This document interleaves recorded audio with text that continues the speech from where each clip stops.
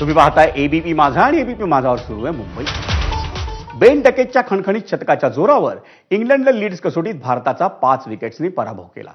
या चुरशीच्या कसोटी सामन्यात भारतानं इंग्लंडला विजयासाठी 371 धावांचं आव्हान दिलं होतं.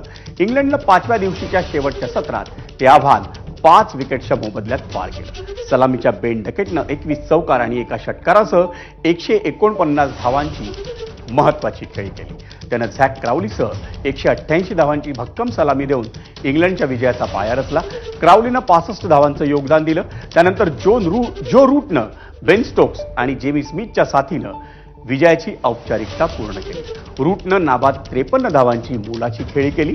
त्याआधी टीम इंडियाच्या 4 फलंदाजांनी या कसोटीत शतकं झळकावूनही भारताला पराभव स्वीकारावा लागला. याचं महत्त्वाचं कारण दोन्ही डावातलं खराब क्षेत्ररक्षण असं समजलं जातं. दरम्यान लीड्स कसोटी जिंकून यजमान इंग्लंडनं 5 कसोटी सामन्यांच्या मालिकेत 1-0 अशी आघाडी घेतली.